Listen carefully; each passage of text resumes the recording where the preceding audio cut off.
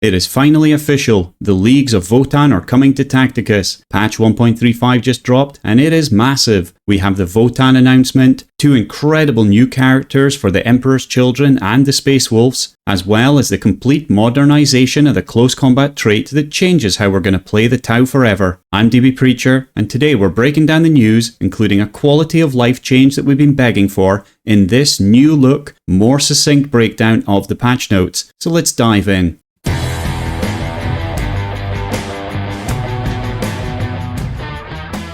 First up, the headline news. Snowprint have confirmed the Leagues of Votann are officially on the roadmap for 2026. We had 2.5 factions released during 2025 with the Gene Stealers, Adeptus Custodes and Emperor's Children, and so we can probably expect 2 or 3 factions in 2026 again. Now we know our first release, and with every faction, it opens up a completely new area of lore and mechanics to explore. We don't have the unit details yet, but just knowing the Leagues of Votann, or Kin as they're also called, are coming is enough to get hyped. So let me know in the comments, what do you think they will do, and which Votann unit do you want to see most? Is it the Hearthkin Warriors, the Pioneers, or someone else?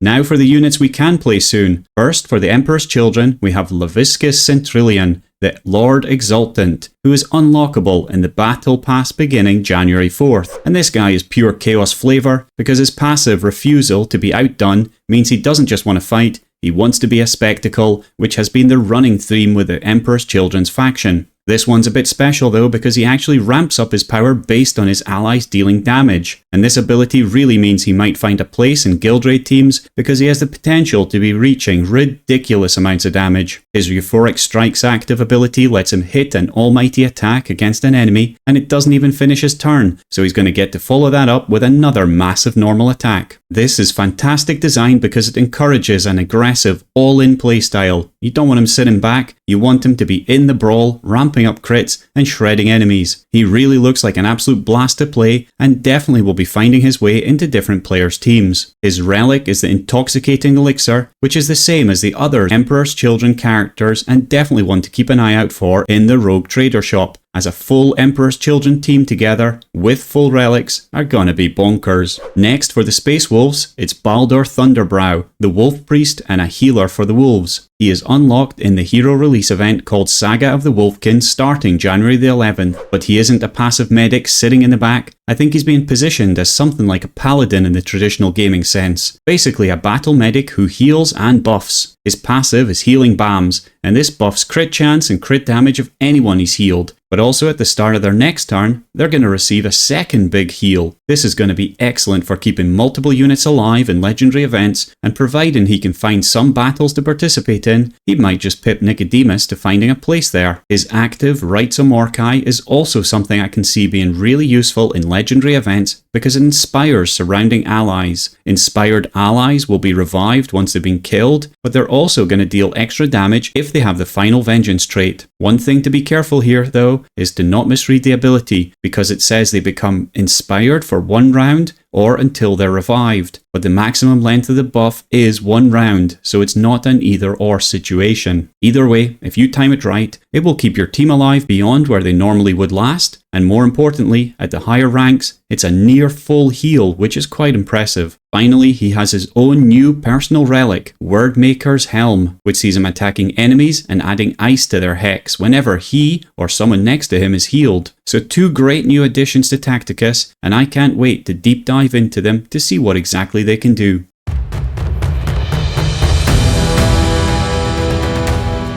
Now let's talk about a pretty big mechanical change, because for quite some time, 5 specific units, Revas, Shosil, Shadowsun, Neurothrope and Darkstrider have been held back by their close combat weakness trait. If an enemy was stood next to them, then they were slapped with a 50% damage penalty in melee and 25% at range. It was a really punishing mechanic that felt terrible to play around, and especially for legendary events, it meant they really struggled in later levels because you got absolutely overwhelmed by enemies. Now that penalty's gone, and Snowprint has replaced it with Range Specialist. This is a massive mindset shift. Instead of being punished for being caught in melee, you're now rewarded for staying at range. So if you keep your distance, you're going to get a damage bonus, which turns a feel-bad mechanic into a skill-based reward. It also means the upcoming Lucius legendary event no longer has a close combat weakness battle, but instead has a ranged specialist battle, although the characters you can pick haven't changed. In terms of how this impacts the 5 characters specifically, they have been adjusted to deal the same or more damage as before. Shosil's about the same. Revas is now more focused on being a mechanical killer as much as a new player killer. Darkstriders had the number of normal ranged attacks increase from 2 to 4, which might change the number of legendary event battles he can be in, and both Neurothrope and Shadowsun will generally do more damage, which is going to be a nice boost for Neurothrope guild raid players.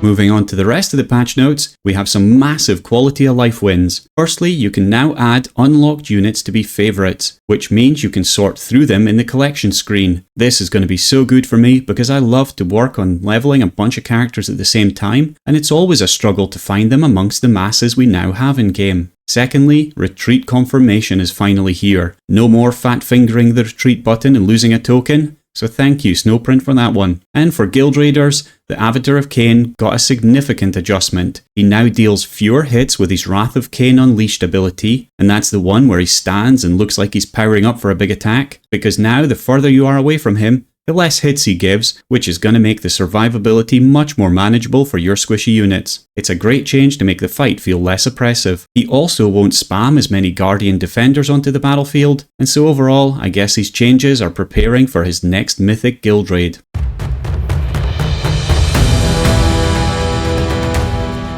As always, there's a bunch of events coming this month, starting with a returning Squid Smash and Machine Hunt for some easy loot over the holidays. The other notable one being a faction boost for Space Wolves to help them get ready for Baldr joining them. But the big dates to circle are December the 22nd for Zakar, the Thousand Suns Machine of War release, and December the 28th for Commander Farsight's Legendary event. And if you're prepping for Farsight, then you only have about 2 weeks left, so make sure that you're pushing that Horse and Sybil up as far as you can to nail the Astra Militarum battle.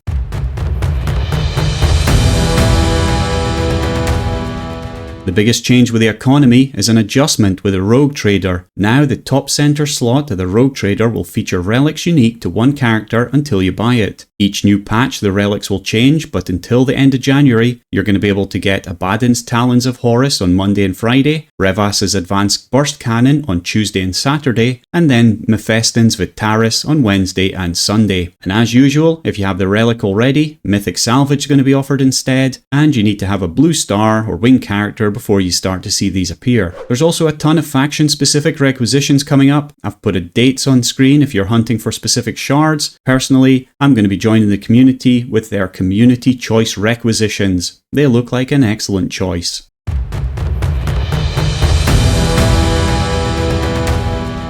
And finally, these are the bug fixes for this month. The biggest thing for me here is that fix for some missions not being counted correctly in tournament arena battles, as that was quite an annoying one. For everything else, I'll let you read them for yourself.